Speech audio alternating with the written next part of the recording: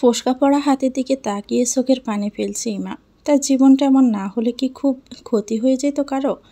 খালাতো ভাই আরমানের কথা বিশ্বাস করে ইমার হাতে গরম খুন্তি চেপে ধরেছিল ইমার খালামণি। কোনো মানুষ এতটা নির্দয় হতে পারে? নিজের খালাকে না দেখলে বোঝাই হতো না ইমার। ভালোবাসা কাকে বলে ইমা কখনো বুঝতে পারেনি, কারণ তাকে ভালোবাসার মতো কেউ নেই এই পৃথিবীতে। বাবা মারা গেছে 2 বছর বয়সে, আর 3 বছর বয়সে মা বিয়ে করে নিয়েছে অন্য একজনকে। ইমা তার খালার বাসায় থাকে, নানুর সাথে। নানার বাড়িটা বিক্রি করে দিয়ে যার যার বাঘের টাকা নিয়ে গেছে নানা মারা যাওয়ার পরই। নানা থাকতে ভালোই ছিল এমনও নয়, তার মা ভালোবেসে বিয়ে করেছিল। ইমার নানার পছন্দ ছিল না ইমার বাবাকে, তাই ইমাকে কখনো ভালোবাসেনি তার নানা। নানু ভালোবাসে, তবে সবার আড়ালে। তবু এখানকার থেকে ভালো ছিল নানার বাড়িতে। এত অত্যাচার সহ্য করতে হয়নি সেখানে। সেখানে শুধু মানসিক নির্যাতনের শিকার হতো, কিন্তু এখানে শারীরিক নির্যাতনেরও শিকার হতে হয়। সেটাও শুধু খালাতো ভাই আরমানের জন্য। আজ সন্ধ্যায় রাতে রান্না করছিল ইমা। হঠাৎ করে খালামণি কিচেনে ঢুকে গরম তরকারি নাড়তে থাকা খুন্তিটা ইমার হাত টেনে এনে হাতে চেপে ধরে। বাড়ি কাঁপানো চিৎকার করে ওঠে ইমা। চটপট করে কান্না করতে করতে ইমা বলল, আহ মনি, লাগছে তো আমার, হাত ছাড়ো। দাঁতে দাঁত চেপে মনি বলল, তো সাহস হলো কিভাবে আমার ছেলেকে কফি দিতে মানা করার? ইমা চটপট করতে করতেই বলল, আমি কখন ভাইয়াকে মানা করেছি কফি দিতে? মনি আগের মতোই বলল, তুই বলতে চাইছিস আরমান আমাকে মিথ্যে কথা বলেছে? আমার ছেলে কি মিথ্যেবাদী? ইমা হাউমাউ করে কাঁদতে কাঁদতে বলল, আমি তা কখন বললাম মনি? প্লিজ মনি, আমাকে ছেড়ে দাও, আমি আর সহ্য করতে পারছি না। আমি সত্যি বলছি, ভাইয়া আমার কাছে কফি চায়নি। মনি খুন্তিটা সরিয়ে ফাঁসে ঠাস করে রেখে ইমার গাল চেপে ধরে বলল, আরমান বাসায় এসে তোকে কফি দিতে বলেছে, আর তুই বলেছিস দিতে পারবো না, আমি রান্না করছি। সাহস হলো কিভাবে তোর না করার? ইমা কান্না করতে করতেই বলল, বিশ্বাস করো মনি, ভাইয়া আমার কাছে কফি চাইনি। মনি গাল ছেড়ে দিয়ে থাপ্পড় দিয়ে বলল, একদম মিথ্যে কোনো কথা বলবি না, আর খবরদার আরমান কিছু চাইলে বাকি সব কাজ রেখে সেটা আগে করবি। এটুকু বলে মনি ইমাকে ধাক্কা দিয়ে সরিয়ে কিচেন থেকে বের হয়ে গেল। ইমা হাতটা ধরে ফ্লোরে বসে পড়ল। কাঁদতে লাগলো হাউমাউ করে, কিন্তু তার কান্নায় চার দেওয়ালের বাহিরে আর কেউই শুনতে পায়নি, আর কোনোদিন হয়তো শুনতেও পাবে না। হাতে ফোসকা পড়ে গেছে, কিন্তু তার তো এভাবে বসে থাকলে চলবে না। সময় মতো সবাই খাবার না পেলে আবার কি যে সহ্য করতে হবে কে জানে। সেই পোড়া হাতে বাকি কাজটা শেষ করলো ইমা। ফোসকাটা একসময় গলে গেল, আর মরিচের মতো জ্বালা শুরু করলো। রাতে সব কাজ শেষ করে রুমে এসে কান্না করতে শুরু করে দিয়েছে। বর্তমান কাঁদতে কাঁদতে ফর্সা মুখটা লাল হয়ে গেছে। সবচেয়ে বেশি লাল হয়েছে নাকের ডগাটা। অনার্স ফাইনাল ইয়ারের ছাত্রী ইমা। পুরো নাম ইসমাত আবিয়াত ইমা। বয়স 23 বছর, 5 ফিট 5 লম্বা। তবে স্বাস্থ্যের দিক থেকে একদম শুকনো। লম্বা হওয়ায় আরও বেশি শুকনো লাগে। দবদবে সাদা গায়ের রং, গোলাপি ঠোঁট, গোল গোল চোখ, মাথা ভর্তি ঘন কালো চুল। নামের অর্থের সাথে সম্পূর্ণ মিল আছে, সতী সুন্দরী স্ত্রী লোক সে। কিন্তু ভাগ্যটা একদমই বিপরীত। কাঁদতে কাঁদতে ইমা বলল, বাবা, আমি এই তিক্ততার সম্পর্কগুলোই ক্লান্ত হয়ে গিয়েছি। আমার আপন মানুষগুলোর সাথে তিক্ততার সম্পর্ক ছাড়া কিছু খুঁজে পাই না আমি। কাঁদতে কাঁদতে ইমা একসময় ঘুমিয়ে পড়ল। সকালে আবার এই পুরা হাতে পরোটা বানাতে হবে। আরমান জানিয়ে দিয়েছে সে সকালে পরোটা খাবে আগামীকালকে। একটা 5 বছরের বাচ্চা ছেলে বয়ে জড়সড় হয়ে বসে আছে রুমের একটি কোণায়। ছেলেটার চোখের সামনে তার বাবার গলায় দড়ি পেঁচিয়ে শক্ত করে ধরে আছে বাচ্চা ছেলেটারই নিজের মা, আর তাকে সহ্য করতে হয়েছে মায়ের জেল ফেরত বয়ফ্রেন্ড। ছেলেটার বাবা শ্বাস নিতে না পেরে চটপট করছে, কিন্তু তাতে তাদের কোনো দয়া মায়া হচ্ছে না। তারা আরও শক্ত করেছে দড়িটা, যাতে তাড়াতাড়ি মারা যায়। ছেলেটা সহ্য করতে পারল না, তার বাবা চটপট করানি। দৌড়ে তাদের কাছে গিয়ে বাবাকে ছাড়ানোর জন্য লোকটার হাতে কামড় বসিয়ে দিল। তাতে লোকটা রেগে সজোরে ধাক্কা দিয়ে ফেলে দিল ছেলেটাকে। চোখ বন্ধ হওয়ার আগে ছেলেটা দেখলো তার বাবা চটপট করা বন্ধ করে শান্ত হয়ে গেছে। জ্ঞান হারানোর আগে বাবা বলে চিৎকার করে উঠল ছেলেটা, বাবা। দরপড়িয়ে উঠে বসলো ইয়াদ। পাশের টেবিল থেকে পানির গ্লাসটা নিয়ে ঢক ঢক করে খেয়ে ফেললো সবটা। এই একটা স্বপ্ন তার জীবনটাকে নরক করে দিয়েছে। প্রত্যেকটা দিন এই একই স্বপ্ন দেখে তার ঘুম ভেঙে যায়। ঘামে সারা শরীর ভিজে গেছে। ঘড়িতে তাকিয়ে দেখলো ভোর 4টা বাজে। এখন আর তার ঘুম আসবে না, তাই বিছানা ছেড়ে উঠে গেল। রুমের সাথে লাগানো মিনি ছাদে রাখা এক্সারসাইজের সরঞ্জাম দিয়ে এক্সারসাইজ করতে লাগলো।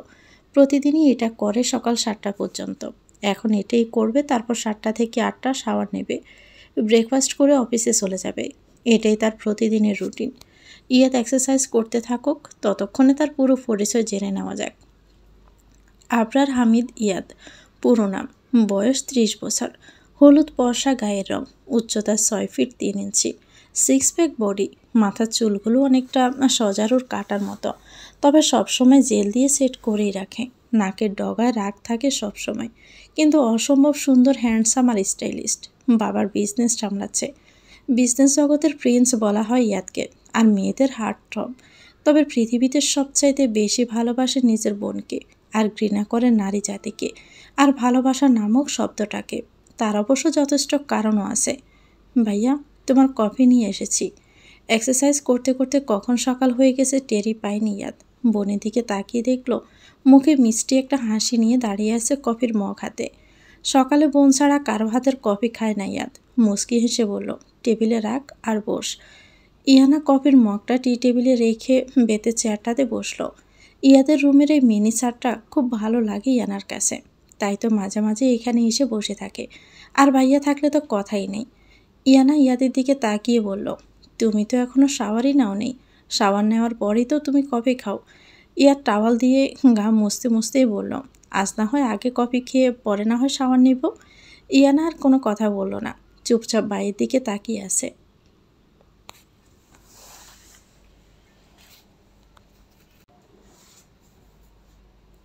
ইয়াদ কফিতে একটা চুমুক দিয়ে বলল, আজ ভার্সিটিতে যাবি না? ইয়ানা বলল, হ্যাঁ যাব তো, তুমি আমাকে ড্রপ করে দিও। ইয়াদ বলল, কেন, তোর ড্রাইভার কোথায়? ইয়ানা মন খারাপ করেই বলল, একটা ছেলে বেশ কয়েকদিন ধরে খুব বিরক্ত করছে।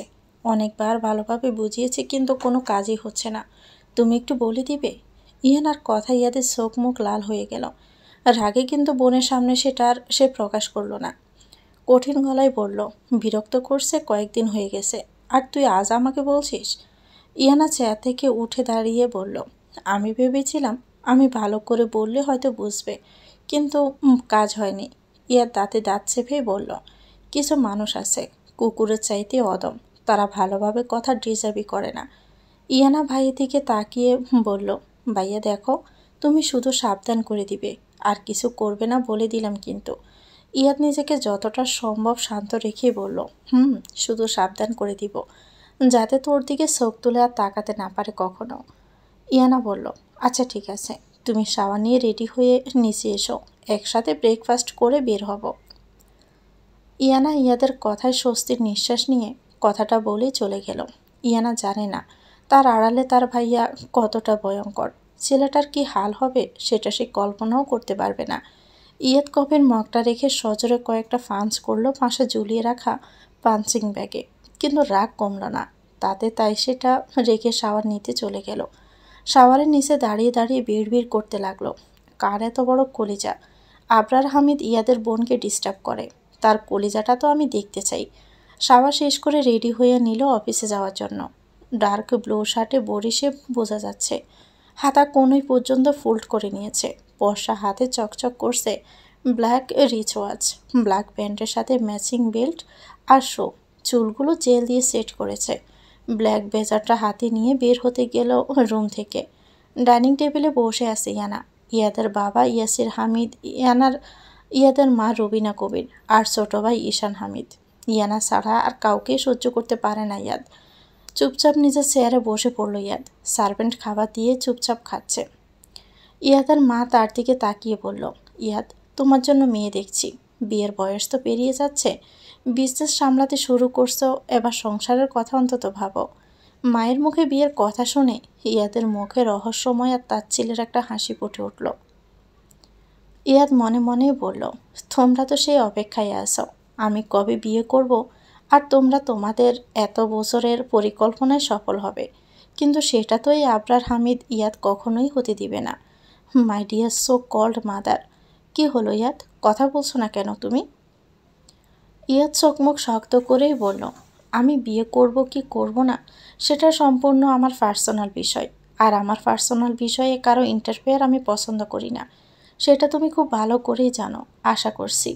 রুবিনা একটু রেগেই বলল, আমি তোমার মা ইয়াদ, তোমার বিয়ে নিয়ে চিন্তা করার অধিকার আমার অবশ্যই আছে। এতক্ষণ পর মুখ খুলল ইয়াসির হামিদ। আহা রুবিনা, তুমি চুপ করো। ছেলে মেয়ে বড় হলে তাদের সিদ্ধান্তকে সম্মান জানাতে হয়। ইয়াদের যখন বিয়ে করতে ইচ্ছে হবে তখন না হয় সে করবে। ইয়াসিরের কথা শুনে ইয়াদ পুনরায় রহস্যময় হাসল। তারপর উঠে দাঁড়িয়ে বলল, ইয়ানা, আমার হয়ে গেছে, তুই যেতে চাইলে তাড়াতাড়ি আয়, আমার অফিসে যেতে আবার লেট হয়ে যাবে। ঈশান খাওয়া রেখেই বলল, ভাইয়া আমার তো হয়ে গেছে, আমাকেও সাথে নিয়ে চলো না, তিনজন একসাথে যাব, মজা হবে। ইয়াদ শক্ত গলায় বলল, কেন ঈশান, এই কিছুদিন আগেই তো তোমার মম তোমাকে লেটেস্ট মডেলের একটা কার কিনে দিয়েছে, সেটা না হয় নিয়ে যাও, আমার সাথে কেন যাবে তুমি? ইয়ানা তাড়াতাড়ি আয়, আমি গাড়িতে আসি। ইয়াদ কথা শেষ করে গটগট করে হেঁটে চলে গেল, আর ঈশানের মুখটা মলিন হয়ে গেল। ঈশান খুব ভালোবাসে তার ভাইয়াকে, কিন্তু সে জানে না ইয়াদ কেন তাকে সব সময় দূরে সরিয়ে রাখে। ইয়ানাকে এত ভালোবাসে আর ঈশানকে সব সময় ইগনোর করে, তাতে বারবার মন খারাপ হয়ে যায় তার। ইয়ানা একবার ছোট ভাইয়ের দিকে তাকালো, মুখটা মলিন হয়ে গেছে। ইয়ানা নিজেও ভেবে পায় না ইয়াদ কেন ঈশানের সাথে সবসময় এমন ব্যবহার করে। ঈশানের চুলগুলো নেড়ে দিয়ে ইয়ানা বের হয়ে গেল ভার্সিটির জন্য। ইয়ানা মাস্টার্স করছে আর ঈশান অনার্স তৃতীয় বর্ষের স্টুডেন্ট, একই ভার্সিটিতে পড়ে। খাওয়া শেষ করে ঈশানও বেরিয়ে গেল ভার্সিটির জন্য। একটা পরোটা ছিঁড়ে ভাজি দিয়ে মুখে দিতেই থুথু করে ফেলে দিল আরমান। ইমা পাশেই দাঁড়িয়েছিল, কিন্তু বুঝে ওঠার আগেই খাবারের প্লেটটা সরে দিল ইমার মুখের দিকে। আরমান রেগে গিয়ে বলল, এগুলো কি মানুষ খায় নাকি? ভালো করে রান্না করতে পারিস না, নাকি আমি যাতে না খেতে পারি তাই তুই ইচ্ছে করেই এমনটা রান্না করেছিস ইমা? আরমানের কথা শুনে কটমট করে ইমার দিকে তাকালো তার মনে। ইমা অসহায় দৃষ্টিতে তাকালো আরমানের দিকে, আর তা দেখেই আরমান শয়তানি হাসি দিল একটা। মনে মনে বলল, এই আরমান মাহমুদকে রিজেক্ট করার পল তোকে ভোগ করতে হবে। তোকে বলেছিলাম ইমা, যাকে পাওয়ার জন্য ভার্সিটির সব মেয়েরাই পাগল, তুই তাকে রিজেক্ট করছিস। এখন তো আমার কিছু করার নেই শোনা, আরও দেখ কি কি হয় তোর সাথে। তবে দিন শেষে তোকে আরমানের কাছে ধরা দিতে হবে। আরমান খাওয়া রেখে যাওয়ার সময় ইমার পাশে দাঁড়িয়ে বিড়বিড় করে বলল, বলেছিলাম না তোকে, যা করছিস তার জন্য বকতে হবে, নে এবার সামলা বাকিটা। আরমান আর না দাঁড়িয়ে হনহনিয়ে বেরিয়ে গেল বাসা থেকে, কারণ ইমার উপর দিয়ে এখন যেটা যাবে সেটা হয়তো ও সহ্য হবে না। ইমা দাঁড়িয়েছিল পাথরের মতো। কিছু বুঝে ওঠার আগে ইমার গণ চুলের এলোমেলো হাত খোপাটা হাতের মুঠোয় নিয়ে নিল ইমার মনে। ব্যথায় ইমা আহ করে চিৎকার করে উঠল। চুলের টান একদমই সহ্য করতে পারে না ইমা, কিন্তু বারবার এই আঘাতটাই করা হয় তাকে। ব্যথা কাতর গলায় ইমা বলল, মনি আমি ব্যথা পাচ্ছি, আমাকে ছেড়ে দাও প্লিজ। মনি হুঙ্কার ছেড়ে বলল, আমার ছেলের খাওয়া নষ্ট করে এখন এটুকু সহ্য হচ্ছে না তোর? ইমার খালাতো বোন কথা এতক্ষণ চুপচাপ বসে খেয়ে যাচ্ছিল, এত কিছু দেখে চুপ থাকতে পারল না। ইমার প্রতি তার মায়ের অত্যাচার দিনকে দিন বেড়ে চলছে, চোখ বুজে সহ্য করা ছাড়া আরও কিছু করার নেই। কারণ এই বাড়িতে সে নিজেও মূল্যহীন মানুষ। যেখানে তার মা নিজের মেয়েকে ভালোবাসতে পারে না, সেখানে ইমাকে কি ভালোবাসবে? সে তো বোনের মেয়েই। কথা উঠে দাঁড়িয়ে বলল, মা আপুকে মারছো কেন? আজকের পরোটা আপু নয় আমি বানিয়েছি। কথার মা চমকে মেয়ের দিকে তাকালেন। মেয়ে খুব বেশি প্রয়োজন ছাড়া কথা বলে না তাদের কারো সাথে, তাতে অবশ্য খুব একটা যায় আসে না তাদের কারো। মেয়ের কথা শুনে অবাক হলেও পরে কর্কশ গলায় বললেন, তুই কিচেনে কেন গিয়েছিলি? কথা বলল, আপুকে এক কাপ চা দিতে বলতে গিয়েছিলাম, গিয়ে দেখি আটা মাখতে পারছে না হাতের জন্য। গতকালকে তো তুমি তোমার ছেলে মিলে হাতটা পুড়িয়ে দিয়েছ, তাই আমি বানিয়েছি পরোটা, আর আপু বাকি কাজ করেছে। এটা শুনে মনি যেন আরও ক্ষেপে গেল আর বলল, একেবারে রাজকার্য করে দিয়েছ আমার, একদিন পরোটা বানিয়ে। কিচেনে কে যেতে বলেছে তোকে? আগুনে পুড়ে গায়ের রং আরও কালো হলে বিয়ে দিব কিভাবে? এমনিতে কয়লার ড্রাম হয়ে জন্মেছিস। আমার ছেলের কত টাকা নষ্ট করতে হবে তোকে গাড় থেকে নামাতে কে জানে। কথা ধরা গলায় বলল, আমার বিয়ে নিয়ে তোমাদের না ভাবলেও চলবে। কথা দাঁড়ালো না, নিজের রুমের দিকে পা বাড়ালো। হ্যাঁ, এই গায়ের রঙের জন্য কথার নিজের পরিবারের সাথে আজ তিক্ততার সম্পর্ক। কথার গায়ের রং শ্যামবর্ণের, টানা টানা চোখ, মাথা ভর্তি লম্বা চুলগুলো দেখে মনে হয় কার্লি করা, গালে টোল পরা হাসি যেটা খুব একটা দেখা যায় না। এ বাড়িতে ইমা তার নানুর সাথে একটু কথা বলে। বাবা মা ভাই সবার কাছে একটা বোঝা কথা। ইমা এ বাড়িতে আসার আগে সম্পূর্ণ একা ছিল সে। কথা চলে যেতে মনি ইমার চুল আরো শক্ত করে ধরে বলল, ও বলল রান্না করবার, তুইও যে করতে দিলি। যদি ওর হাত পড়ে যেত, এমনি কালো আবার হাত পড়ে গেলে বিয়ে দিতাম কিভাবে? হ্যাঁ, কি চাইছিস, যাতে আমার মেয়েটাকে বিয়ে দিতে না পারি? ইমা কাঁদতে কাঁদতে বলল, না মনি, আমি ওকে না করছিলাম, কিন্তু আমার কথা শুনিনি। মনি দাঁতে দাঁত চেপে বলল, পোড়া হাতের জন্য রান্না করতে পারিসনি তাই না? দাঁড়া, এখনই সরিয়ে দিচ্ছি তোর হাত। এটা বলে ইমার হাতের ব্যান্ডেজ খুলতে লাগলো। ইমা বাধা দিয়ে বলল, কি করছো কি মনি, ছেড়ে দাও। মনি ওর কোনো কথা না শুনে ব্যান্ডেজ খুলে ফেলল, আর বেরিয়ে এলো লাল টকটকে ঘা। টেবিলের উপর থেকে তরকারির বাটিটা নিয়ে ইমার হাতের উপর ঢেলে দিল। ইমার চিৎকারে পুরো বাড়িটা যেন কেঁপে ওঠে। মনি ইমাকে ছেড়ে দিতে ইমা দৌড়ে কিচেনে গিয়ে বেসিন ছেড়ে পানির নিচে হাত দিয়ে কাঁদতে লাগলো। বেশ কিছু সময় হাতটা পানিতে ভিজিয়ে রেখে দেওয়াল ঘেঁষে দাঁড়িয়ে পড়ল ইমা। কাঁদতে লাগলো নিঃশব্দে, যে কান্না কেউ দেখতে পাবে না। হঠাৎ কাঁদতে কেউ হাত রাখলে তার দিকে তাকায়। নানু বলে জড়িয়ে ধরলে ইমা তাকে। বয়সের ভাইয়ে গালের চামড়া কুঁচকে গেছে, জ্বলে পড়েছে গালের চামড়া, তবু অদ্ভুত এক শুভ্রতা ছড়াচ্ছে যেন। দেখে বোঝা যায় অল্প বয়সে ভয়ঙ্কর সুন্দরী ছিলেন। নানু ইমার মাথায় হাত বুলিয়ে বলল, বোন রে, তুই চলে যা এখান থেকে। ইমা কাঁদতে কাঁদতে বলল, কোথায় যাব নানু? আমার যে পৃথিবীতে যাওয়ার জায়গা বড্ড অভাব নানু। নানু ধরা গলায় বলল, এখানে থাকলে তোকে ওরা তিলে তিলে মেরে ফেলবে, নিজের রাগ মিটাবে। ইমা হেসকি তুলে বলল, মনির এত কিসের রাগ আমার উপর নানু? আমি তো মনির সব কথা শুনি। নানু বলল, সাহেরার রাগ তোর উপর না রে বোন, তার রাগ তার বাবা মায়ের উপর, যেটা তোকে কষ্ট দিয়ে মেটানোর চেষ্টা করছে। ইমা অবাক হয়ে বলল, আমার বাবা মায়ের উপর কিসের রাগ মনির? নানু মলিন কণ্ঠে বলল, সেটা আমি তোকে বলতে পারবো না রে ইমা, তাই বলছি তুই এখান থেকে চলে যা। ইমা আবার কেঁদে উঠল, কোথায় যাব বলো তো? আমি চলে গেলে তোমাকে সাথে করে নিয়ে যেতে হবে। আরমান ভাইয়া বলে দিয়েছে শুনুনি, আমি এ বাড়ির বাহিরে পা রাখলে তোমাকেও বের করে দিবে বাড়ি থেকে। আর আমি না হয় কোনো রকমের নিজে থাকার খাওয়ার ব্যবস্থা করে নিব। তোমার যে প্রতিদিন মেডিসিন লাগে, সেই খরচ আমি জোগাড় করতে তো পারবো না। নানু বলল, আমাকে বের করে দিলেই আমি না হয় পথে পথে ঘুরবো, তবুও তুই চলে যাই মা। ইমা কেঁদে বলল, আমি পারবো না তোমাকে একা রেখে যেতে। আর এই পৃথিবী একটা মেয়ের জন্য কতটা কঠিন তুমি হয়তো জানো না নানু। নানু রেগে বললেন, তাহলে কি এখানে পৌঁছে মরবি তুই? ইমা চোখের পানি মুছে বলল, আমার ভাগ্যে যা লেখা আছে তাই হবে, কিন্তু আমি তোমাকে একা ফেলে যেতে পারবো না নানু। কথাটা শেষ করে উঠে আসতে গেলে নানু বলল, ইমা, তুই আরমানের কথায় রাজি হয়ে যা। এই কথাই ইমা চমকে তার নানুর দিকে তাকালো। তারপর শান্ত গলায় বলল, নানু, আরমান ভাইয়া আমাকে ভালোবাসে না, তার ইগো হার্ট হয়েছে আমি রিজেক্ট করাই, তাই আমার সাথে এসব করেছে। আমিও দেখি উনি আর কত নিচে নামতে পারে। ইমা উঠে নিজের রুমে চলে গেল। আরমানকে যেদিন ভার্সিটি সবার সামনে রিজেক্ট করেছিল, সেদিন থেকে ইমার অভিশপ্ত দিনের শুরু। ভার্সিটিও তার এখন আর যাওয়া হয় না খুব একটা। কোনো সপ্তাহে 2 দিন, আবার কোনো সপ্তাহে 1 দিনও না। শুধু পরীক্ষাটা দিতে পারে। ক্লাস ছাড়া, টিউশন পড়া ছাড়া, টেনে টুনে পাশ করা ছাড়া ভালো রেজাল্ট করার ভাগ্য হয় না তার। পোড়া হাত নিয়ে 1 সপ্তাহে ইচ্ছে করে ভার্সিটিতে যাবে না, ঠিক করেছে ইমা। কেউ দেখলে নানান প্রশ্নের সম্মুখীন হতে হবে তাকে। এদিকে কথা রেডি হয়ে কলেজের জন্য বের হয়ে গেল। কথা এবার ইন্টার প্রথম বর্ষে পড়ছে। পড়াশোনা ছাড়া বাকি কোনো দিকে তার নজর যায় না। পড়াশোনা শেষ করে পরিবারের সাথে তিক্ততার সম্পর্ক থেকে নিজেকে মুক্তি দিতে চায় সে। মা বাবা ভাই সবার থেকে অনেক দূরে চলে যেতে চায়। এসব ভাবতে ভাবতে রাস্তা পার হচ্ছিল, তখন একটা গাড়ি সজোরে ব্রেক করলো তার সামনে। কথা ব্রো কুঁচকে তাকালো গাড়ির দিকে। কানে হেডফোন লাগিয়ে ফুল স্পিডে গাড়ি চালাচ্ছিল ঈশান। ড্রাইভ করতে তার খুবই ভালো লাগে। কার রেস করে মাঝে মধ্যে। কার রেসে সবসময় চ্যাম্পিয়ন হয়ে এসেছে।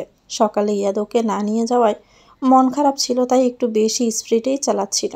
হঠাৎ করে একটা মেয়ে সামনে চলে এলে সজোরে ব্রেক করায় মাথাটা স্টিয়ারিংয়ে গিয়ে ধাক্কা খেলো।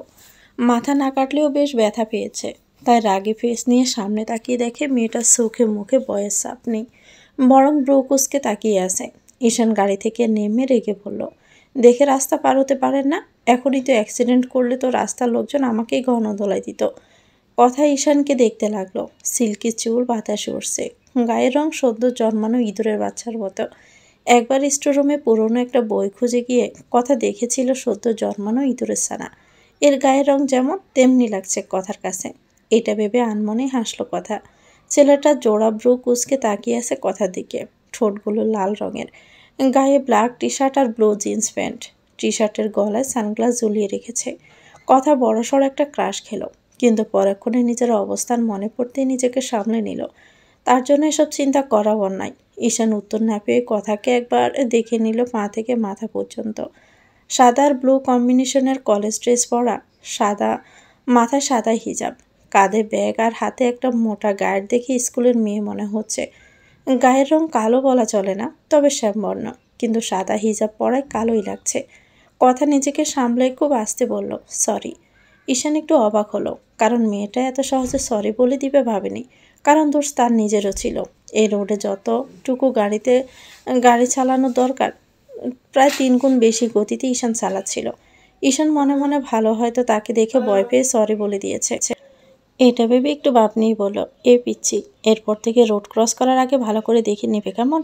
পিচ্ছি শব্দটা শুনে কথার রাগ উঠে গেল। সে এখন কলেজে পড়ে, তাকে কেন এখন কেউ পিচ্ছি বলবে? রাগে কথার চিকন নাকটা ফুলে গেল। কথা রেগে বলল, আপনি পিচ্ছি কাকের বলছেন? হ্যাঁ, now I M A college student. কথার রাগ দেখে ঈশান অবাক হলো। পিচ্ছি মেয়ের আবার এত রাগ? ঈশান অবাক হয়ে বলল, আমি তো মনে করেছি তুমি স্কুলে পড়ো। কথা কটমট করে তাকিয়ে আছে ঈশানের দিকে। তা দেখে ঈশান দুষ্টুমি করে বলল, আর কলেজে পড়লে বড় হয়ে গেলা নাকি? তুমি তো পিচ্ছি। কথা বাড়তে কথা বলা পছন্দ করে না, তাই তুই ঈশানের দিকে একটা কড়া দৃষ্টি নিক্ষেপ করে হনহনিয়ে চলে গেল সামনের দিকে। ঈশানও মুচকি হেসে টি শার্টের কলার থেকে সানগ্লাসটা নিয়ে চোখে দিল, আর শীষ বাজাতে বাজাতে গাড়িতে উঠে ভার্সিটির দিকে রওনা দিল। ইয়ানা গাড়িতে বসে ছেলেটাকে দেখিয়ে দিল ইয়াদকে। গেটের সামনে বাইকে বসে বন্ধুদের সাথে আড্ডা দিচ্ছে বললে ভুল হবে, সেখানে দিয়ে যাওয়া মেয়েদের টিস করছে। এসব দেখে ইয়াদের চল শক্ত হয়ে গেল রাগে। ইয়াদ নিজের রাগ কন্ট্রোল করে বলল, তুই যা। ইয়ানা অবাক হয়ে বলল, মানে তুমি কিছু বলবে না ওদের? ইয়াদ রেগে বলল, তোকে যেটা করতে বলেছি তুই সেটা কর না। ইয়ানা একটু ভয় পেয়ে গেল ইয়াদের রাগ দেখে। ইয়ানার সামনে নিজের রাগ প্রকাশ করতে হতে দেয় না। আজ একটু প্রকাশ পেলে ইয়ানা ভয় পেয়ে যায়। ইয়াদ বোনের দিকে তাকিয়ে ভীত দৃষ্টিতে তাকিয়ে আছে, তাই চোখ বন্ধ করে জোরে জোরে দুটো নিঃশ্বাস নিয়ে নিজেকে শান্ত করার চেষ্টা করলো ইয়াদ। নরম গলায় বলল, তুই ভার্সিটির ভিতরে যা, আমি দেখছি ওরা কি করে। ইয়ানা আর কোনো কথা না বাড়িয়ে ওকে বলে চলে গেল গাড়ি থেকে নেমে। গেটের সামনে যেতেই সবগুলো ছেলে শীষ বাজিয়ে উঠল। ছেলেটার নাম জাহিদ। দেখে বোঝা যাচ্ছে একটা বখাটে। সে সবাইকে থামিয়ে বলল, হে বেবি, তুমি না গতকাল বললে আমি তোমাকে আর বিরক্ত করলে তোমার ভাইয়াকে বলে দিবে? জানো, আমি না একদম ভয় পেয়ে গিয়েছিলাম। এটা বলে উচ্চস্বরে হেসে উঠল। সাথে থাকা সবগুলোও যোগ দিল। ইয়ানা হাতের ব্যাগটা শক্ত করে ধরে সামনের দিকে আগাতে চাইলে জাহিদ পথ আটকে দাঁড়ালো। ইয়ানার দিকে ঝুঁকে বলল, হে বেবি, এত তাড়া কিসের? সবসময় ওই আরমান মাহমুদের ক্লাস করার জন্য একদম উতলা হয়ে থাকো দেখি। চলো, আজ আমি তোমাকে ক্লাস করাবো। জাহিদের মুখ থেকে সিগারেটের গন্ধ আসছে, আর তাতে ইয়ানার পেটের সব যেন বেরিয়ে আসার উপক্রম। ইয়ানা কাঁপা কাঁপা গলায় বলল, আমার সামনে থেকে সরে যান বলছি, না হলে কিন্তু খুব খারাপ হয়ে যাবে। আমার ক্লাসে লেট হয়ে যাচ্ছে। ইয়ানা পাশ কাটিয়ে চলে যেতে গেলে জাহিদ খপ করে ইয়ানার হাতটা ধরে ফেলে। এতক্ষণ দাঁতে দাঁত চেপে ইয়াদ নিজের রাগ কন্ট্রোল করে দাঁড়িয়ে আছে। ইয়ানার হাত ধরা ইয়াদের মাথায় যেন খপ করে আগুন জ্বলে উঠল। আর নিজেকে কন্ট্রোল করতে পারল না। ইয়াদ গিয়ে জাহিদের হাতটা এত শক্ত করে ধরল যে জাহিদ ব্যথায় আহ করে উঠল, আর ইয়ানার হাতটা ছেড়ে দিল। জাহিদ রেগেই বলল, কোন শালারে এত বড় সাহস জাহিদের হাত ধরে? জাহিদ ঘুরে তাকিয়ে দেখে এক হাত পকেটে রেখে অন্য হাত দিয়ে জাহিদের হাত ধরে রেখেছে ইয়াদ। ইয়ানা পাশে তাকিয়ে নিজের ভাইয়াকে দেখে মুখে হাসি ফুটে উঠল, কিন্তু ইয়াদের লাল হয়ে যাওয়া মুখ দেখে আবার ভয় পেয়ে গেল। ইয়ানা কিছু বলবে, তার আগে ইয়াদ ইয়ানার দিকে তাকিয়ে বলল, সোজা ক্লাসে যাবি, একবারও পিছনে ফিরে তাকাবি না, যা। ইয়াদের মুখ দেখে ইয়ানার আর কিছু বলার সাহস হলো না। সোজা হাঁটা শুরু করলো ক্লাসের দিকে। ইয়ানা যত আগাচ্ছে জিহাদের হাতে চাপের পরিমাণ তত বাড়ছে। ইয়াদ তাকিয়ে আছে ইয়ানার যাওয়ার দিকে। সে চায় না তার বোন তার এই ভয়ঙ্কর রূপ দেখুক। এদিকে জাহিদ একটার পর একটা প্রশ্ন করেই যাচ্ছে, আর ব্যথায় হাত মুচড়ামুচড়ি করছে। ইয়াদ তাকিয়ে দেখলো ইয়ানা তার চোখের আড়াল হয়ে গেছে। জাহিদ রেগে খোলা হাতটা দিয়ে ইয়াদকে মারতে গেলে ইয়াদ পকেট থেকে হাত বের করে ধরে ফেলল। জাহিদ বলল, এই কে রে তুই? জানিস আমার সাথে এসব করার ফল কি হতে পারে? ইয়াদ রেগে জাহিদের দুহাত একসাথে মোচড় দিল, আর জাহিদ জোরে চিৎকার দিয়ে উঠল। ইয়াদ জাহিদের গায়ে শার্টটা টান দিয়ে খুলে ওর মুখে পেঁচিয়ে দিল, যাতে করে আর চিৎকার করতে না পারে। ইয়াদের মার দেখে জাহিদের বন্ধুরা ভয়ে অবস্থা খারাপ। ইয়াদ রাগে চিবিয়ে চিবিয়ে বলল, আমি কে সেটা জানতে চাস? একটু আগে যে মেয়েটার হাত ধরা সাহস করেছিলি না, সেই মেয়ের ভাই আমি।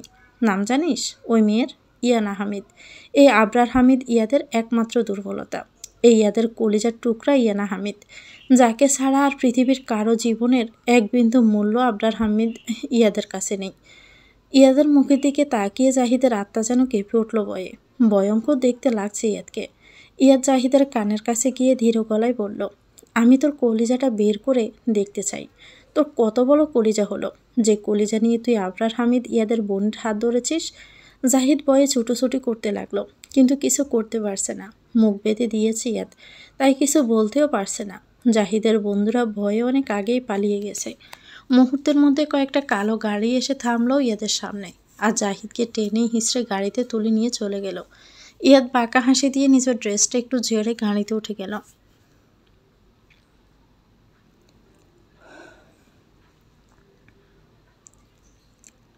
ইয়াদ সোজা নিজের অফিসে চলে যায়। ইয়ানা ক্লাসের সামনে এসে দেখে ক্লাস শুরু হয়ে গেছে। বয় একটা ডোক গেলে নিল ইয়ানা। আজকের প্রথম ক্লাসটাই হচ্ছে আরমান স্যারের। আরমান মাহমুদ এই ভার্সিটিতে পড়াশোনা শেষ করে এখানেই টিচার হিসাবে জয়েন করেছে। আগে অনার্স পর্যন্ত ক্লাস নিত, কিন্তু এখন নিজের যোগ্যতার জন্য এখন মাস্টার্সের ক্লাসও নেয়। উজ্জ্বল শ্যামবর্ণ গায়ের রং, বড় বড় বাসা চোখ, মাথার চুলগুলো হালকা কোঁকড়ানো, পিঙ্ক কালার ঠোঁট, আর সবচেয়ে নজর কাড়া তার গালের টোল পড়া হাসি, আর সে সুঠাম দেহের অধিকারী। ভার্সিটির সব মেয়ে তার জন্য পাগল, কিন্তু সবাই জানে তার কাছে পাত্তা পাওয়া যাবে না। 4 বছর আগে অনার্স ফার্স্ট ইয়ারে ইমা নামের একটা মেয়েকে নবীনবরণ অনুষ্ঠানে সবার সামনে প্রপোজ করেছিল আরমান স্যার। তখন স্যার হিসাবে কেবল জয়েন করেছিলেন তিনি। মেয়েটা স্যারকে রিজেক্ট করে, কিন্তু পরে জানা যায় স্যারের বন্ধুদের সাথে বাজি ধরেছিল স্যার। স্টুডেন্টকে প্রপোজ করতে পারবে না বলে তার বন্ধুরা বাজি ধরেছিল। তবে এই ব্যাপারটা পুরো বছর সমালোচনায় ছিল। এরপর আর এমন কোনো কিছু ঘটেনি যাতে বোঝা যাবে স্যার সত্যি মেয়েটাকে ভালোবাসে। ইনায়া অবশ্য মেয়েটাকে দেখেনি। একদম শান্ত স্বভাবের মানুষ স্যার, কিন্তু ঠান্ডা মাথা থেকে নর্মাল কথায় কিভাবে মানুষকে অপমান করা যায় সেটা হয়তো তার থেকে শেখা উচিত। ইনিয়া ভাবছে তাকে হয়তো আজ এত স্টুডেন্টের সামনে অপমানিত হতে হবে। ইয়ানা কাপা গলায় বলল, may I come in sir? Arman দরজার দিকে না তাকিয়ে বলল, come and stand in front. Iyana অবাক হয়ে তাকালো। সে সামনে এসে কেন দাঁড়াবে বুঝতে পারল না। বেশি কথা না বলায় ভালো মনে করে ইয়ানা চুপচাপ ক্লাসে ঢুকে সামনে দাঁড়ালো। আরমান বইয়ের দিকে দৃষ্টি সীমাবদ্ধ রেখেই বলল, ডিয়ার স্টুডেন্ট, মিস ইনায়াকে ভালো করে দেখে নিন। ইনি আমাদের দেশের বিশিষ্ট শিল্পপতি ইয়াসির হামিদের মেয়ে অ্যান্ড আবরার হামিদ ইয়াদের বোন। তাই ভার্সিটির নিয়মে উনি চলেন না, বরং ওনার নিয়মে ভার্সিটি চলে। যখন ইচ্ছে করবে তখন আসবে, আর যখন ইচ্ছে চলে যাবে। সবাই চুপচাপ বসে আরমানের কথা শুনছে। অন্য কোনো স্যার এই কথা বললে হয়তো এতক্ষণে হাসির রোল পড়ে যেত, কিন্তু আরমানের ক্লাস বলে সবাই চুপ। কারণ সবাই জানেই হাসলে আবার তাদের কোনো অপমানের শিকার হতে হবে কে জানে। আর এদিকে অপমানে ইয়ানার চোখ টলমল করছে পানিতে, এক দৃষ্টিতে তাকিয়ে আছে ফ্লোরের দিকে। আরমান আবারও বলল, মিস ইয়ানা, আপনার এই নিয়মটা অন্য টিচারদের ক্লাসে প্রয়োগ করবেন। আমার ক্লাস করতে হলে ভার্সিটির নিয়মেই ক্লাসে আসতে হবে। আমার কথা বুঝতে পেরেছেন মিস ইয়ানা হামিদ? ইয়ানা শুধু মাথা নাড়িয়ে হ্যাঁ বোঝালো। তা দেখে আরমান বলল, এবারের মতো সুযোগ পেয়েছেন, তবে নেক্সট টাইম এমন হলে আমার ক্লাসে আসতে পারবেন না। এবার নিঃশব্দে নিজের জায়গায় গিয়ে বসুন। ইয়ানা আরমানের কথা মতো নিঃশব্দে নিজের সিটে গিয়ে বসে পড়ল।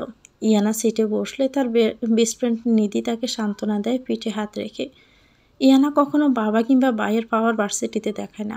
ভালো স্টুডেন্ট হওয়ার জন্য সব টিচার অত্যন্তই স্নেহ করে তাকে, কিন্তু আরমানের কাছে ভালো কিংবা খারাপ কোনো স্টুডেন্টের আলাদা জায়গা নেই। তার কাছে সবাই একই ব্যবহার পায়।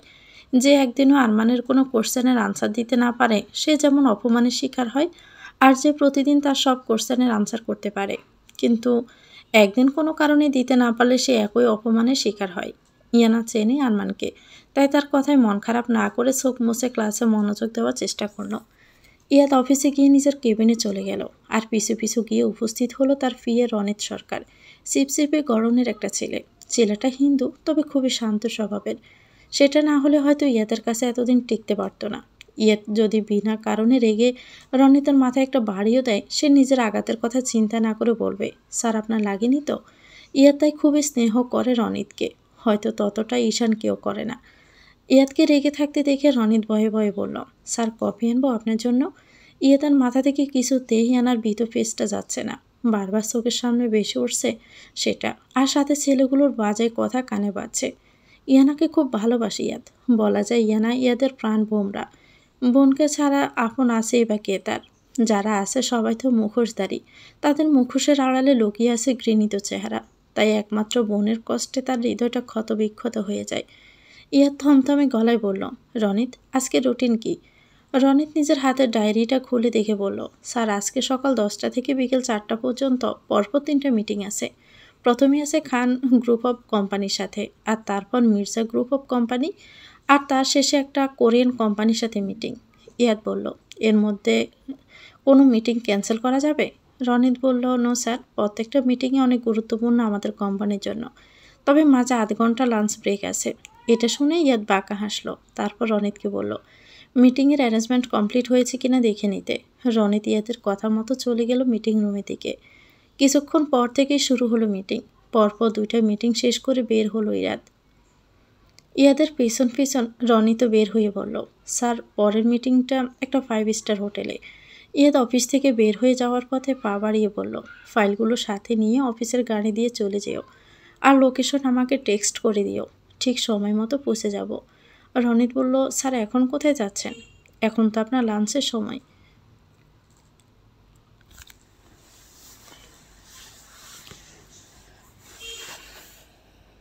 রনিতের কথা শুনে রাগী চোখে তার দিকে তাকালে রনিত মাথা নিচু করে ফেলে আর বলে, সরি স্যার। ইয়াদ রাগী গলায় বলল, আমার কাজে কারো ইন্টারফেয়ার আমি পছন্দ করি না, সেটা ভালবার ভুলে যাও কেন তুমি রনিত? আমার কাজের কৈফিয়ত চাওয়ার অধিকার আমি কাউকে দেইনি, আর কখনো দিবও না। আর কখনো এই ভুলটা করো না, ফল কিন্তু ভালো হবে না। যেটুকু করতে বলেছে শুধু সেটুকুই করবে। রনিত মাথা নাড়িয়ে বলল, ওকে স্যার। ইয়াদ গোটা গোটা পা ফেলে বের হয়ে গেল অফিস থেকে। রনিত যেন এতক্ষণ ভালো করে শ্বাস নিতে পারছে, যতক্ষণ ইয়াদের সামনে থাকে শ্বাস নিতেও যেন কষ্ট হয়। এই অফিসে 4 ভাগের 1 ভাগ মেয়ে আর বাকি সব ছেলে। বাকি যারা আছে ইয়াদের সামনে যাওয়ার অনুমতি নেই। মেয়েগুলো ইয়াদকে দূর থেকে দেখে শুধু আফসোস করে এমন একটা ছেলেকে কাছ থেকে দেখার সৌভাগ্য হয় না তাদের। ইয়াদ ফুল স্পিডে গাড়ি চালিয়ে ফার্ম হাউসের একটা গোডাউনে হাজির হলো। সেখানে হাত পা বাঁধা অবস্থায় পড়ে আছে জাহিদ আর তার সাথে সেই বন্ধুরা। ইয়াদ তা দেখে বাঁকা হেসে একটা চেয়ার টেনে তাদের সামনে বসলো। আশেপাশে গান নিয়ে দাঁড়িয়ে আছে ইয়াদের গার্ডগুলো। প্রত্যেকটা গার্ড বডি বিল্ডার আর ক্যারাটে জানা, সাথে শার্প শুটার প্রত্যেকে। ইয়াদ নিজেই তাদের তৈরি করেছে এক একজন ক্যারাটের মাস্টারের সাহায্যে। ইয়াদ নিজে ক্যারাটেতে অভিজ্ঞ অ্যান্ড শার্প শুটার। ইয়াদের কথায় কেউ ওদের গায়ে হাত তোলেনি, শুধু তুলে এনে বেঁধে রেখেছে। ইয়াদ ওদের দিকে তাকাতে তখনকার সব আবার চোখে ভাসতে লাগলো, আর রাগে কপালের রগ ফুলে উঠল। যতক্ষণ না ওদের উচিত শিক্ষা দিচ্ছে ইয়াদের শান্তি হবে না। ইয়াদ তার মেন গার্ড জাম্বির দিকে তাকিয়ে বলল, গরম লোহা নিয়ে এসো জাম্বি। জাম্বি আগে থেকেই সব ঠিক করে রেখেছিল ইয়াদ বলতেই ইয়াদের সামনে এনে রাখলো। ইয়াদ হাতে গ্লাভস ভরে লোহা হাতে নিয়ে জাহিদের হাতে চেপে ধরল। জাহিদ চিৎকার করতে পারছে না, শুধু যন্ত্রণায় চটপট করছে। ইয়াদ পৈশাচিক আনন্দ পাচ্ছে জাহিদের চটপট দেখে। দাঁত কিটমিট করে ইয়াদ বলল, আমার বোনের নরম হাতের স্পর্শের পর এমন গরম স্পর্শ কেমন লাগছে মিস্টার জাহিদ তালুকদার? জাহিদ শুধু চটপট করছে। লোহাটা একসময় জাহিদের হাতটা বেদ করে অন্য পাশ দিয়ে বের হয়ে গেল। ইয়াদ জাম্বিকে বলল, মুখটা খুলে দাও জাম্বি। ইয়াদের কথা মতো জাম্বি মুখটা খুলে দিতেই জাহিদ গগন বিদারী চিৎকার করে উঠল। ইয়াদ চিৎকার শুনে এক কানে হাত দিয়ে এক চোখ বন্ধ করে বলল, কানোর 12টা বাজাবে নাকি? ইয়াদ জাম্বির দিকে তাকিয়ে বলল, এ জাম্বি দেখ তো, এর জিহ্বা বড্ড আওয়াজ করে, খুব রোমান্টিক কথাও বের হয়, আজ থেকে যেন একটা শব্দ আর বের না হয়। ইয়াদার কথার মানে বুঝতে পেরে জাম্বি জাহিদের দিকে এগিয়ে গেলে জাহিদ বলে, অনেক বড় ভুল করছো আবরার হামিদ, ইয়াদের পর খুব ভয়ঙ্কর হবে। ইয়াদ রেগেই বলল, আমার বোনের দিকে সামান্য বাজে নজর দেওয়ার জন্য তোদের এই অবস্থা করেছে, এবার বুঝে নে আমি কতটা ভয়ঙ্কর। আবরার হামিদ ইয়াদের থেকে ভয়ঙ্কর একমাত্র আল্লাহর সৃষ্টি ছাড়া মানুষের সৃষ্টি আর কিছুই হতে পারে না। জাম্বি তোমাকে কি বললাম, দাঁড়িয়ে আছো কেন? যাও। আজকের পরে রাজকেল আর ওর বন্ধুরা যাতে কোনো মেয়ের দিকে তাকানো, ও সরি যে মেয়ের দিকে ইচ্ছে তাকাক, শুধু আমার বোনের দিকে যেন তাকানো অবস্থায় না থাকে। ইহাদের কথায় জাম্বি জাহিদের হাত দুটো ভেঙে গড়িয়ে দিল। এমনভাবে ভেঙেছে পৃথিবীর কোনো ডাক্তারের পক্ষে ভালো করা সম্ভব নয়। জাহিদের বাকি বন্ধুদেরও একই অবস্থা করেছে বাকি গার্ডগুলো। প্রথমে হাত ভেঙে জিহ্বা কেটে নিয়ে শেষে চোখের মধ্যে অ্যাসিড ঢেলে দেওয়া হয়, তাতে চোখ দুটো ঝলসে যায়। ইয়াদের পায়ের উপর পা তুলে চেয়ারের উপর বসে থাকতে দেখছে আর বাঁকা হাসছে। ওদের চিৎকার ইয়াদের মনের আগুন নেভাতে পানির মতো কাজ করছে। সর্বশেষে জাহিদা তার বন্ধুদের একটা ভয়ঙ্কর ড্রাগস দিয়ে দেয়, যেটা নিলে মানুষের মেন্টাল কন্ডিশন এত খারাপ হয় তাতে আশেপাশের মানুষের ক্ষতি করে তারা। এটা দিয়ে ইয়াদ সবাইকে মনে করাতে ড্রাগস নিয়ে নিজেরা নিজেদের মধ্যে ঝগড়া করে একে অপরের এমন দশা করেছে। কাউকে কিছু বলার মতো অবস্থা ওদের নেই, তাই ইয়াদের বিরুদ্ধে কিছু বলতেও পারবে না। ইয়াদ এখানকার কাজ শেষ করে হোটেলে চলে গেল মিটিংয়ের জন্য। একদম ঠিক টাইমে পৌঁছালো, 1 মিনিটও এদিক ওদিক হয়নি তার। ইমারে আমার ওষুধ শেষ হয়ে গেছে, একটু এনে দিবি রে। সন্ধ্যার নাস্তা রেডি করছিল ইমা। নানুর কথা শুনে পিছনে ফিরে তাকালো। হাতে টাকার খালি মেডিসিনের পাতা নিয়ে দাঁড়িয়ে আছে সে। ইমা আবার কাজ করতে করতে বলল, নানু আমি কাজ করছি, কিভাবে যাব এখন? আজকে তো আরমান ভাইয়া আগেই এসেছেন, তাকে বলো। নানু কিচেনে ঢুকতে ঢুকতে বলল, বলেছিলাম। সে টাকা দিয়ে বলল তোর কাজ আছে কাউকে দিয়ে আনিয়ে নিতে। সে নাকি একটু পরে বের হবে আর রাতে আসবে, আর আমার ওষুধ খেতে হবে সন্ধ্যায়। ইমা বলল, বাড়ির দারোয়ানকে বলো। ইমার মনে ড্রয়িং রুম থেকে শুনতে পেয়ে বলল, দারোয়ান চলে গেলে তুই গিয়ে বাড়ি পাহারা দিবি নাকি? বাড়িতে আর কেউ নেই, কাজ শেষ করে তুই গিয়ে নিয়ে আয়। ইমার কোনো কথা বাড়ালো না, তাড়াতাড়ি কাজ শেষ করে টাকার খালি মেডিসিনের পাতা নিয়ে বের হয়ে গেল। পাশেই দোকান আর বোরকা পরল না, বাসায় পড়া 3 পিস পরেই ওনাটা ভালো করে বেঁধে বের হয়ে গেল। মিটিং 4টায় শেষ হওয়ার কথা থাকলেও শেষ হতে হতে বিকেল গড়িয়ে গেল। রনিত অফিসের গাড়ি দিয়ে চলে গেল আর ইয়াদ নিজের গাড়ি নিয়ে আবার অফিসের দিকে রওনা হলো। মুখে চরম বিরক্তির ছাপ নিয়ে ড্রাইভ করছে সে।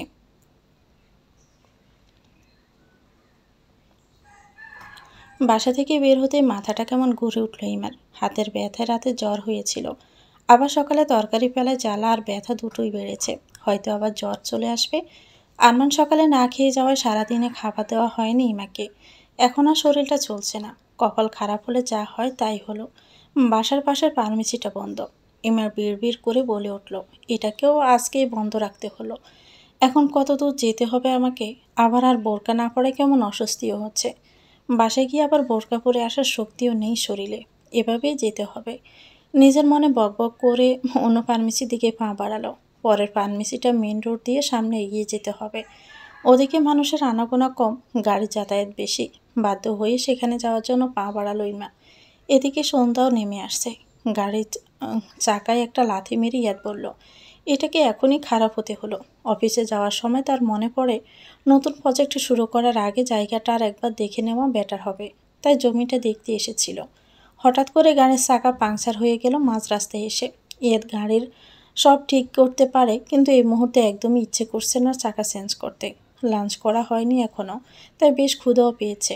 ফোন দিয়ে অন্য গাড়ি পাঠাতে বলে গাড়িতে হেলান দিয়ে পশ্চিম আকাশে হেলে পড়া সূর্যটা দেখছে। ইয়াদের সাথে প্রকৃতির সম্পর্ক খুবই ভালো। তার মনের কথা শোনার একমাত্র সঙ্গী এই প্রকৃতি। এই প্রকৃতি তাকে ভয়ঙ্কর হয়ে উঠতে সাহায্য করছে। প্রকৃতি যেমন সুন্দর আর শান্ত, মাঝে মাঝে আবার তেমনি ভয়ঙ্কর আর বিধ্বংসী। ইয়াদ প্রকৃতির ভালো দিকটা নেয়নি, খারাপ দিকটা নিজের মাঝে ধারণ করেছে, আর সেটা তাকে করতে বাধ্য করেছে জীবনের সবচেয়ে আপন মানুষটা। ইয়াদ যেখানে দাঁড়িয়ে আছে তার থেকে একটু দূরে বেশ কয়েকটা দোকানপাট দেখা যাচ্ছে। হয়তো মেকানিক পেয়ে যাবে, কিন্তু ইয়াদের সেটাও করতে ইচ্ছে করছে না। গাড়ি আসার অপেক্ষা করলে সে সময়টুকু পড়ন্ত বিকেলের সাথে কাটানো যাবে, সেটা ভেবেই দাঁড়িয়ে আছে ইয়াদ। কীভাবে ইমা তুই এখানে, তাও এভাবে? ইমা চমকে উঠে পাশে তাকাতেই এলাকার বখাটে ছেলে শামীমকে দেখতে পেল। সবসময় ইমার দিকে কেমন যেন নজরে তাকিয়ে থাকে। তার সাথে দেখা হলেই কিন্তু আরমানের ভয়ে কিছু বলতে পারে না। তবে আজ ইমা মনে হয় ভালোই ফেঁসে গেছে।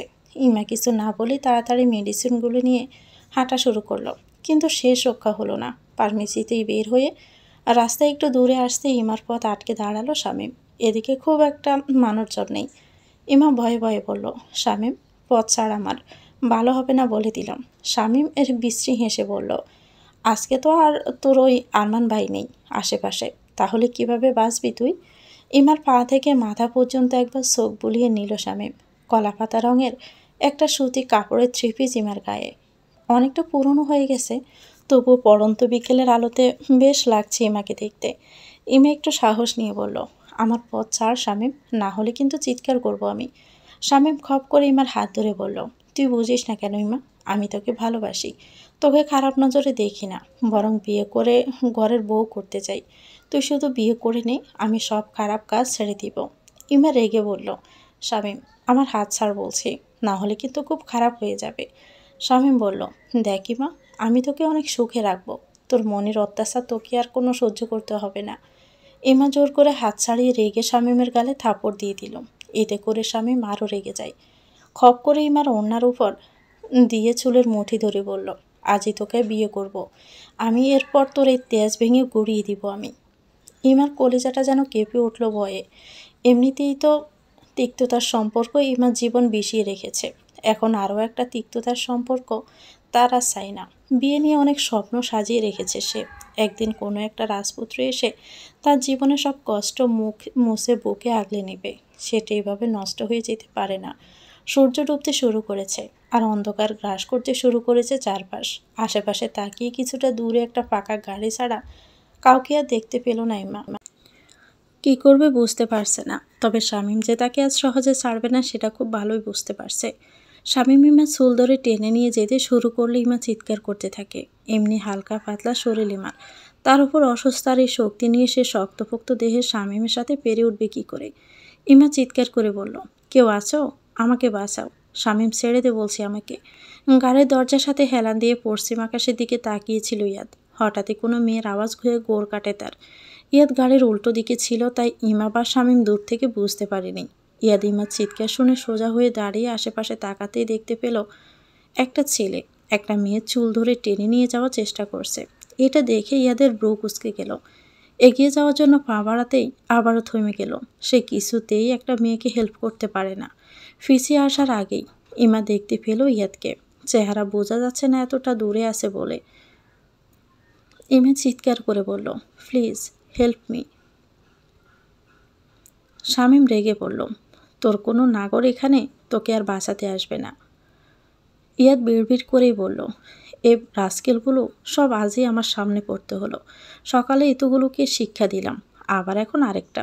তবে ইহানা ছাড়া সারা পৃথিবীর সব মেয়েদের যা ইচ্ছে তাই হয়ে যাক, তাতে তো আমার কিছুই আসে যায় না। ইয়াদ আবার নিজের জায়গায় গিয়ে দাঁড়ালে ইমার চিৎকার বাড়তে লাগলো। ইমার চিৎকার একসময় বিরক্ত লাগতে লাগলো ইয়াদের কাছে, তাই তো আর দাঁড়িয়ে থাকতে পারল না, এগিয়ে গেল সেদিকে। শামীম এতক্ষণে ইমাকে টেনে হিঁচড়ে অনেকটা এগিয়ে নিয়ে এসেছে। ইয়াদ দ্রুত হেঁটে শামীমের সামনে গিয়ে দাঁড়ালো। গম্ভীর গলায় বিরক্ত গলায় বলল, this girl does not want to go with you, but why are you insisting. এমনই শামীম রেগেছিল, তার উপর ইয়াদের কথায় আরও রেগে আর বিরক্ত হয়ে গেল, কারণ সে ইয়াদের কথা বুঝতেই পারেনি। আর তাই তো রেগে এক হাতে ইয়াদের কলা চেপে ধরে বলল, এই ইংরেজিতে কি পটপট করছিস? কে রে তুই? ইয়াদের মাথায় তো আগুন ধরে গেল।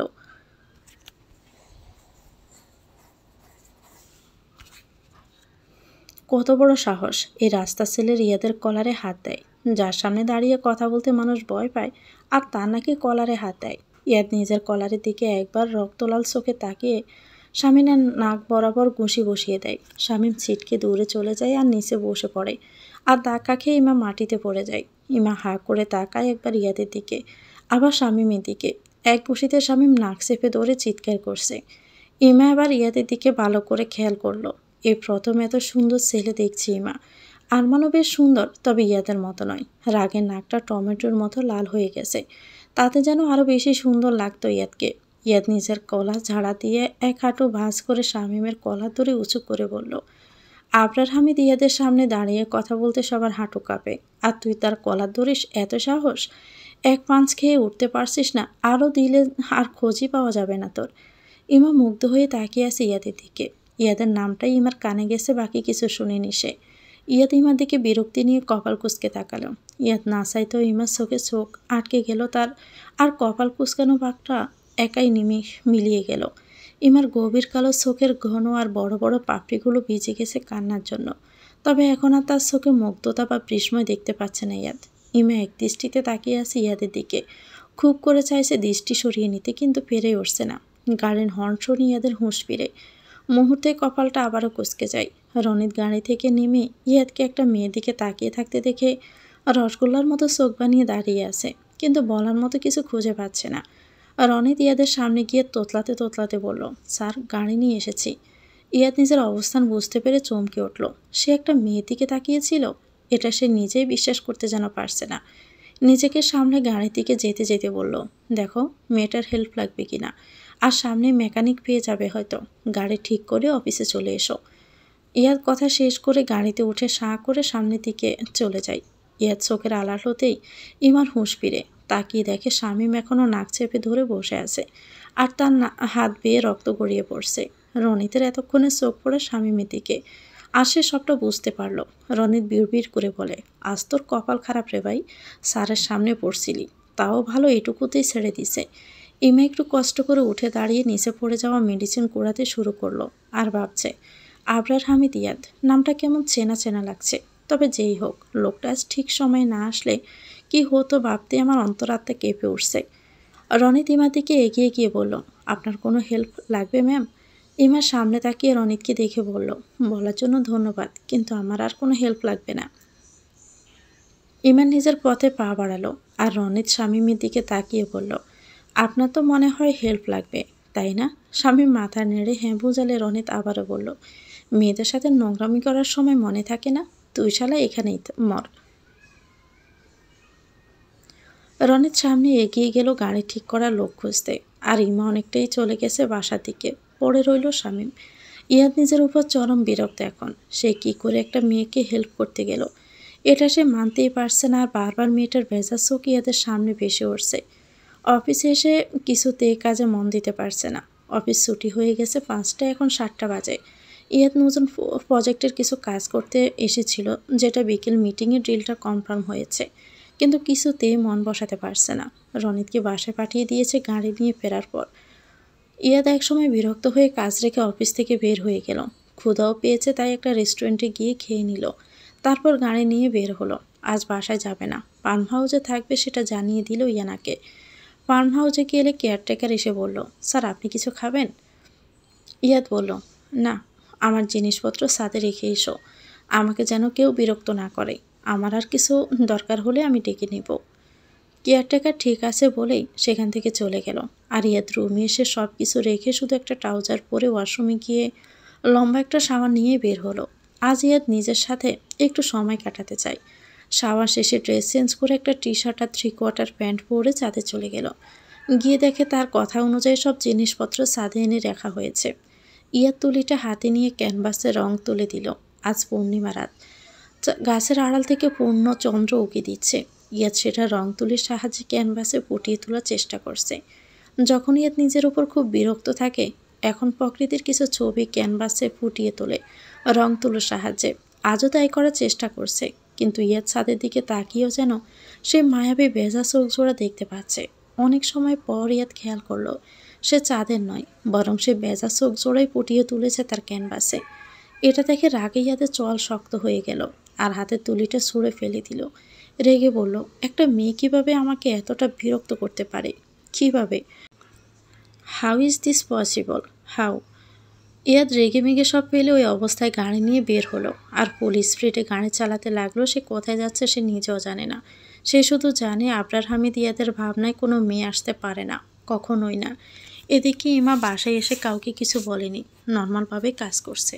তবে মনে মনে সে ইয়াদ নামক লোকটার কাছে কৃতজ্ঞ, কিন্তু সে তো ইমাকে একটা ধন্যবাদ দেওয়ার সুযোগও দিল না, না দিয়েই চলে গেল। ইমা না চাইতেও তার মনে একটা পজিটিভ জায়গা দখল করে নিল ইয়াদ, যেটা হয়তো একদমই ঠিক হলো না। যখন ইয়াদের ভয়ঙ্কর রূপ দেখবে, তখন হয়তো নিজে নিজে ভেঙে গুড়িয়ে যাবে ইমা। ইমা, আমার কফি দিয়ে যা। আমার খাওয়া শেষ হয়ে গেছে, রুমে যাচ্ছি, তুই কফিটা নিয়ে রুমে আয়।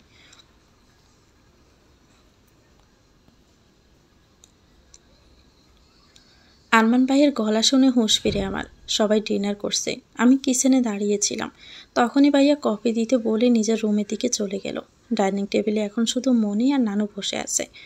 আঙ্কেল গতকাল সকালে অফিসের কাজে তার বসের সাথে কোথায় যেন গেছে শুনেছি, আর কথা সবসময় নিজের রুমে খায়।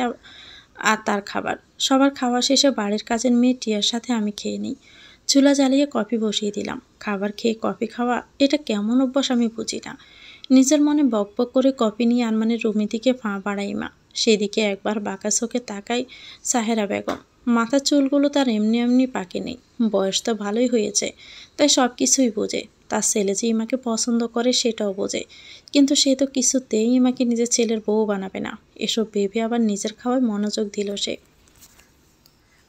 ইমা দরজার সামনে দাঁড়িয়ে বলল, ভাইয়া আসবো? আরমান গম্ভীর গলায় বলল, হ্যাঁ আয়। ইমা রুমে এসে দেখে আরমান সোফায় বসে ল্যাপটপে কিছু করছে। ইমা সোফার পাশে টি টেবিলটাতে কফের মগ রেখে ঘুরতেই আরমান উঠে দাঁড়িয়ে ইমার হাত ফিটের সাথে মুচড়ে ধরল। ব্যথায় ইমা আহ করে ওঠে। ইমা অস্থির গলায় বলে, ভাইয়া আমার লাগছে তো, হাতটা ছাড়ুন। আরমান তাকিয়ে দেখলো ইমার পোড়া হাতটা ধরেছে সে। হাতের ব্যান্ডেজটা অনেকটাই নোংরা হয়ে গেছে কাজ করার জন্য। ব্যান্ডেজ দেখে আরমান ইচ্ছে করে আরও জোরে চেপে ধরল, আর ইমা ব্যথায় চিৎকার করে উঠল। আরমান শান্ত, তবে রাগী গলায় বলল, তুই সন্ধ্যায় বাসার বাহিরে গিয়েছিলি কার অনুমতি নিয়ে? ইমা তাতে দাঁত চেপে ব্যথা সহ্য করে বলল, নানুর মেডিসিন শেষ হয়ে গিয়েছিল, আপনাকে বলেছে কিন্তু আপনি এনে দেননি, তাই তো আমি গিয়েছিলাম। আরমান হাতটা আরও জোরে চেপে ধরল। ইমা ব্যথায় চোখ বন্ধ করে ফেলে, আর আরমান বলে, আমি নানুকে টাকা দিয়ে বলেছিলাম কাউকে দিয়ে আনিয়ে নিতে। বাড়িতে কাজের মেয়ে আছে, দারোয়ান আছে, আর ড্রাইভারও আছে। তুই কেন গিয়েছিলি? হ্যাঁ, কোন বয়ফ্রেন্ডের সাথে দেখা করতে গিয়েছিলি তুই? ব্যথায় ইমার চোখ থেকে যেন পানি গড়িয়ে পড়ল। ভেজা গলায় বলল, মনে কাউকে না পাঠিয়ে আমাকেই যেতে বলেছিল। আরমান আবারও দাঁতে দাঁত চেপে বলল, মনে যেতে বললো আর তুই চলে গেলি? আর আমি যে বলেছি আমার অনুমতি ছাড়া বাহিরে পা রাখবি না, সেটা কি তোর মাথায় ঢুকেনি? ইমা চিৎকার করে বলতে ইচ্ছে করছে, আমি কার কথা শুনবো? আপনার মা যখন ইচ্ছে বাহিরে পাঠায় এটা সেটার জন্য, আর বাহিরে গেলে আপনি আমার উপর তার জাল মেটান। আগে নিজের মায়ের সাথে বোঝাপড়া করে আসুন, তারপর আমাকে বলতে আসবেন কিছু। কিন্তু কথাগুলো ইমার কণ্ঠনালী অতিক্রম করে মুখ পর্যন্ত আর এলো না, কারণ ইমার খুব ভালো করে জানা আছে তার মুখ থেকে এই কথাগুলো বের হলে তার অনেক বড় মাসুল তাকে দিতে হবে। তাই তো চুপ করে ব্যথা সহ্য করতে লাগলো সে। আরমান চিবিয়ে চিবিয়ে বলল, আর যদি আমার অনুমতি ছাড়া বাড়ির বাহিরে পা রাখিস, তার ফল কিন্তু খুব খারাপ হয়ে যাবে ইমা। কথাটা শেষ করে আরমান ইমাকে ধাক্কা দিয়ে দূরে সরিয়ে দিল।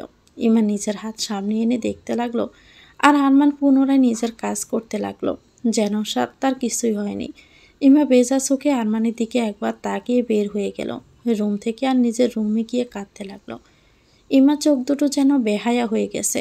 একটু কিছু হলেই বৃষ্টি শুরু হয়ে যায়।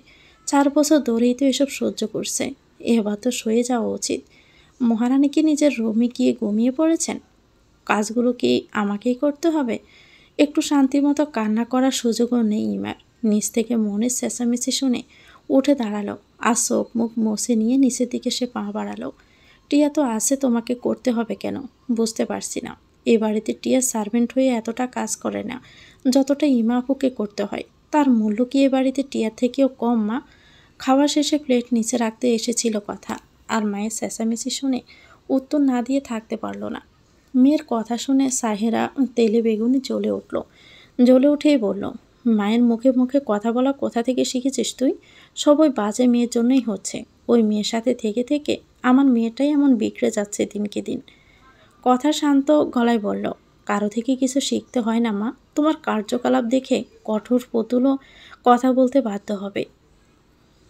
কথাগুলো বলে কথা দাঁড়ালো না। প্লেটটা রেখে নিজের রুমে যাওয়ার জন্য সিঁড়ির কাছে আসতে ইমাকে দেখতে পেল। কাদার জন্য ইমার চোখ দুটো লাল হয়ে গেছে। তা দেখে কথা শুধু একটা দীর্ঘশ্বাস পেলে সামনের দিকে আগালো। মনে মনে বলল, তোমার প্রত্যেক ফোঁটা চোখের পানির মূল্য একদিন হয়তো দিতে হবে এদেরকে। অভিশাপ হয়ে নেমে আসবে তো।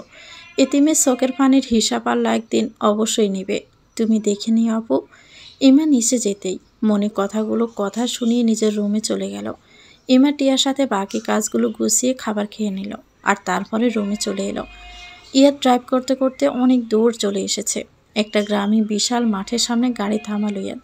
মাঠটা অনেক বড়, আর মাঠের এক পাশে রাস্তা, অন্য পাশে বিশাল একটা নদী।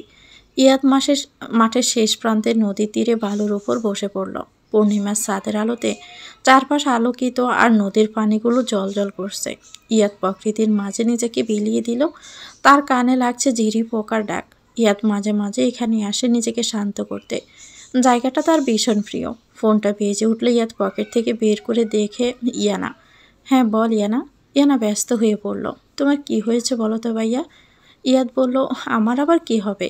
ইয়ানা আগের ভঙ্গিতেই বলল, তোমার যেদিন মন খারাপ বা নিজের উপর যেদিন তুমি বিরক্ত থাকো সেই দিনই তুমি ফার্ম হাউসে যাও। আজ কি হয়েছে বলো তো? ইয়াদ বলল, কিছু হয়নি, আমি একটু পরে বাসায় ফিরছি, এমনি এসেছিলাম।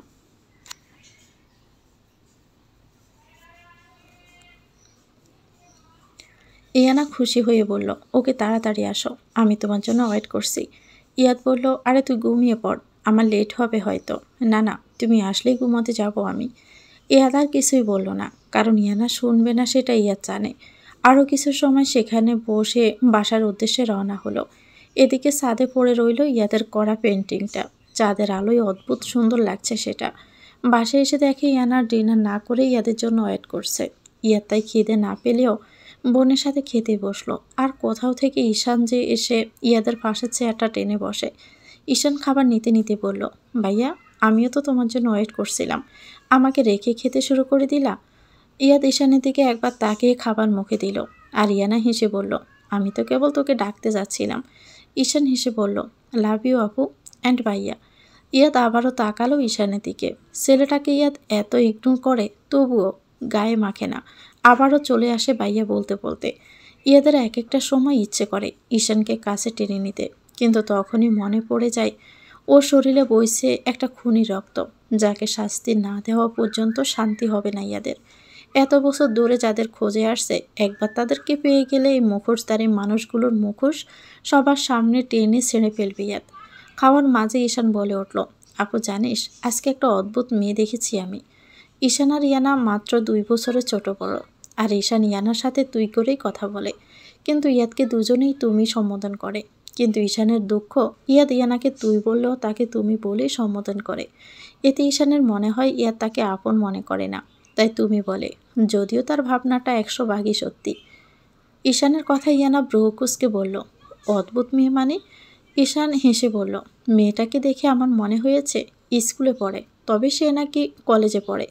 আবার তার কথার গম্ভীরতা দেখে মনে হয়েছে কলেজে পড়ে না, বরং কলেজের কোনো গম্ভীর টাইপ টিচার। ঈশান কথাটা শেষ করেই জোরে হেসে উঠল, সাথে ইয়ানাও। ঈশান আবারও বলল, কি জানিস তো, তোকে না বরং ওই মেয়েটাকে মানাই ভাইয়ের বোন হিসাবে। এটা শুনে ইয়াদ ঈশানের দিকে ব্রুকুসকে তাকায়, আর তা দেখে ঈশানের হাসি যেন বন্ধ হয়ে যায়। প্লেটের দিকে তাকিয়ে চুপচাপ খেতে শুরু করে দেয়। ইয়ানা পরিস্থিতি সামলাতে বলে ওঠে, ঈশান আগে তো তাও বড় মেয়েদের সাথে ফ্লার্ট করতি, এখন কি তুই স্কুল কলেজের বাচ্চা মেয়েদের সাথে ফ্লার্ট করা শুরু করে দিয়েছিস নাকি? ঈশান ইয়ানার কথা শুনে ইয়াদের দিকে তাকায় ভয়ে ভয়ে, আর ভাবে ভাইয়ের সামনে এটা বলার কি প্রয়োজন ছিল আপুর? এ আপুটাও না মানুষ বুঝে আর কথা বলে না। ইয়ানা বলল, কিরে চুপ করে গেলি যে? ইয়াতে খাবার খাচ্ছে না, শুধু নাড়াচাড়া করছে। ইয়াদের কেন যেন এখান থেকে উঠে যেতে ইচ্ছে করছে না। নিজের গম্ভীরতার জন্য কখনোই এভাবে আড্ডা দিতে পারে না ওদের সাথে। আর ঈশানের ব্যাপারটা তো আলাদাই, তাই বসে বসে ওদের কথাগুলো শুনছে। ঈশান দ্রুত বলে উঠল, আরে না না, এমন কিছু না, সকালে আমি অনেক স্পিডে কার ড্রাইভ করছিলাম, মেয়েটা হঠাৎ করে সামনে এসে পড়ে। আর অবাক করা ব্যাপার কি জানিস আপু? ইয়ানা ব্রুকুসকে বলল, কি? ঈশান বলল, একটুখানির জন্যই এত বড় একটা অ্যাক্সিডেন্ট থেকে বেঁচে গেছে, তবুও একটু তার ভয় নেই ওই মেয়ের চোখে মুখে।